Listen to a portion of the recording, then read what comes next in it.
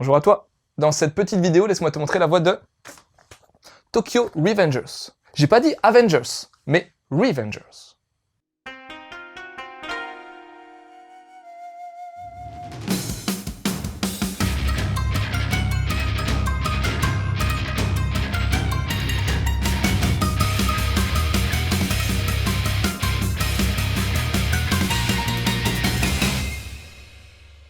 Takemichi, jeune adulte, insouciant, glande devant sa télé entre ses petits boulots. Et là, aux infos, on annonce qu'au milieu d'un règlement de compte au sein d'un gang, des innocents ont été touchés.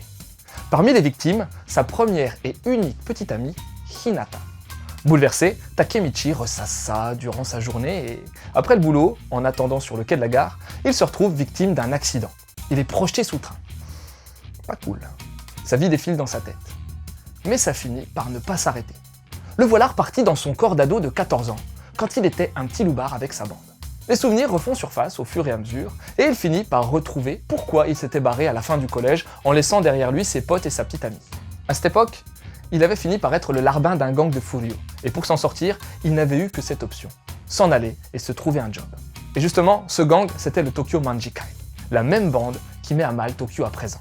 Pour sauver Hinata, Takemichi veut enrayer le mal à son commencement et profiter de son saut dans le temps pour ça.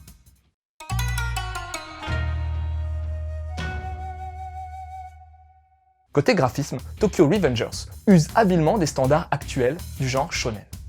On a des scènes d'action en coupe diagonale, des onomatopées stylées qui les accompagnent, des traits de mouvement qui vont bien et, pour les scènes moins intenses, des cases rectilignes. Rien d'hors norme quoi. On a pas mal de grosses cases ou de doubles pages assez sympas. Par moments, le mangaka utilise aussi des angles de vue bien immersifs.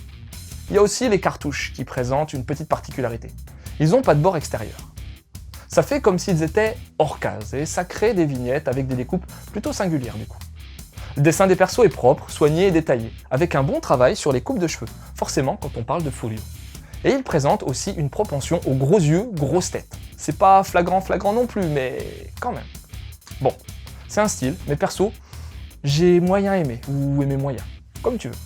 Le mangaka utilise aussi pas mal les mimiques humoristiques, qui détendent bien l'atmosphère d'un coup quand il y a des scènes tendues. Les décors sont bien présents, suffisamment détaillés, et s'effacent parfois derrière les persos pour bien les faire ressortir. C'est Glénat qui édite ce titre en France.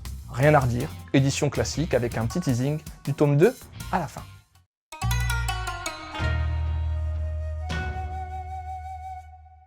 Tokyo Revengers est un manga de Wakui Ken.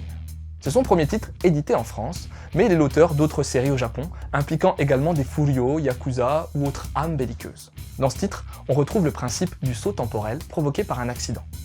C'est amené très rapidement, dès les premières pages, sans qu'on ait vraiment eu le temps d'entrer dans l'histoire ou dans le présent du protagoniste. Alors j'ai eu un peu de mal à accrocher au début, je t'avoue. Mais n'empêche, on finit par se laisser prendre au jeu et l'intérêt grandit petit à petit. Faut dire que j'aime bien les histoires avec des Furio. Et il y en a toujours un ou deux avec des styles bien recherchés, un peu comme moi. Les personnalités des différents acteurs sont juste esquissées, on ne sait pas encore trop ce qu'ils ont derrière la tête ni comment ils vont évoluer. Le fil conducteur est le frère de Hinata, qui sert en gros de porte temporelle et qui va guider Takemichi pour sauver sa sœurette durant ses voyages dans le temps. Voilà donc un titre à suivre pour les fans de loupard à la japonaise avec une petite dose de fantastique. Et pour creuser de ce côté-là, je ne saurais que trop te conseiller Rokudenaishi Blues, Rakai Blues en français, pour voir Maeda et sa bande se friter contre la terre entière s'il le faut. Concernant l'aspect du voyage temporel, t'as Zippang.